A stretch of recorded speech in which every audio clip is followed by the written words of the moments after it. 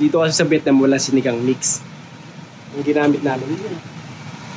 Sinigang sa sampalok. Pero mo yan. Purong-puro. Natapong ko na, hindi ko na nabidyoan. Kasi ito yung tirang sa ano, yung katas ng sampalok. May iniisip ngayon akong ka-otnisan na naman. Papatikim natin sa kanila to. Puro ilalagay natin. Sinigang sa sampalok. Sarap. Sarap ba? Ito, purong sampalok, boy. Hindi may mahigop, boy, para masarap. Siyempre, luto ito. Luto yan, no?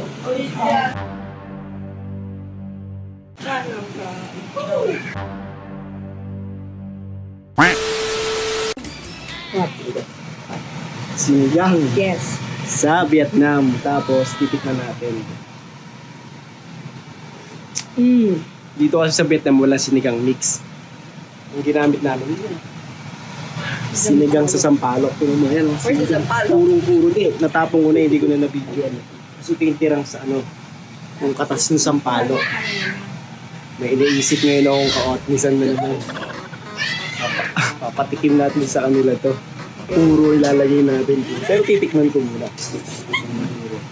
Puro. Yan, dami mo pa. Halo natin konti. Ano kung nangyari. Tapos papatikim natin. No? Uy! Uy!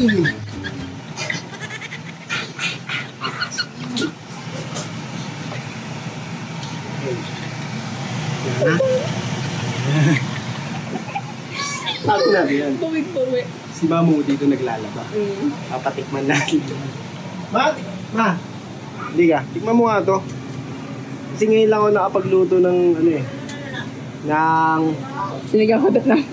sinigang sa sampalok. Yung talaga sa sampalok. Wala kasing ano dito, di ba?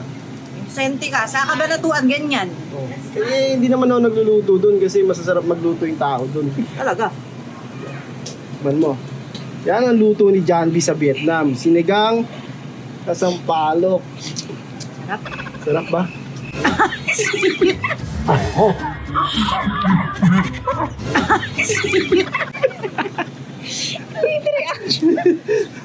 Ba't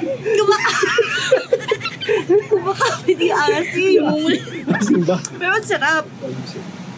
Patikim ka ako, hindi kasi ako magluto. Wala akong bamboo. Madali yung mga kayambo. Yan o. Yung kulay pula para kunyari. Ayan o. Yan.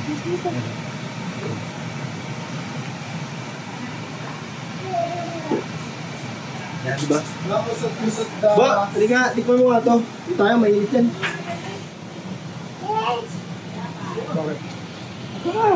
Bakit? Pwede naman dito lang. Mainit nga dyan. Binasaan pa yung ano. Okay lang yan, magtanggal ka ng medyas mo. Naka-medyas ka pa kasi kala mo napaka-kinis ng paa mo.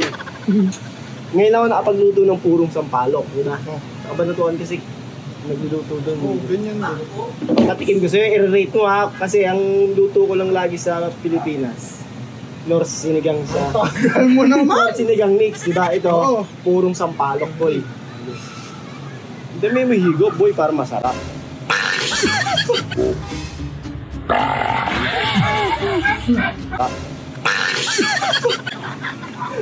Bakit mo dinura? Uy! Pero pagka-asim. Sarap, no? Gawin. Gagi, hindi pala masarap luto. Puro legit. Pagka-asim na, nagulat yung diwa ko. Ay, kaluluwa ko ng mga. Ito yan, no? Puro. Tingin mo ako ka. Sumakit yung pangako nga. Sarap na. Sarap. Hanap ng pang-asim, kinilig yung pangako. Gawin mo din. Simigo mo. Naka-headset yun, diba? Hindi tayo narinig. Simigo mo. Simigo.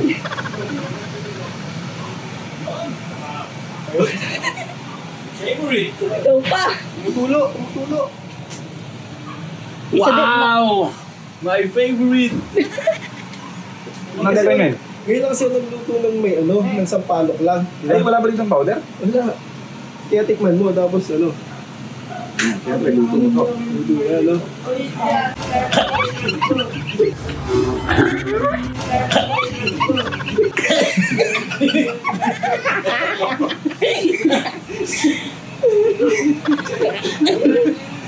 Alam mong pakis dito?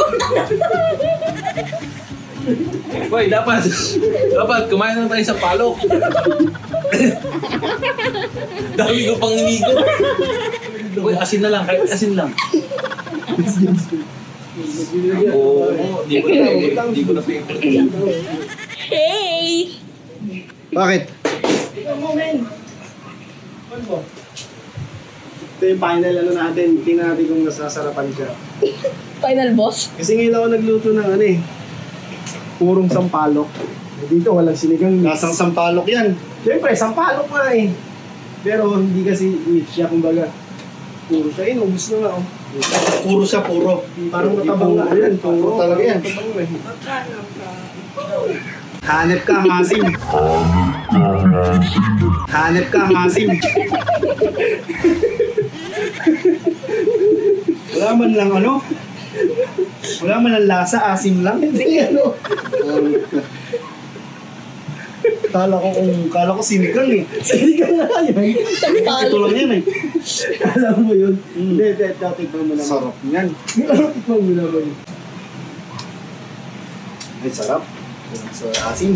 Sa asin naman yan. Kulang sa asin. Kulang sa asin. Tag mo na yan. Oh, dagdag mo na daw.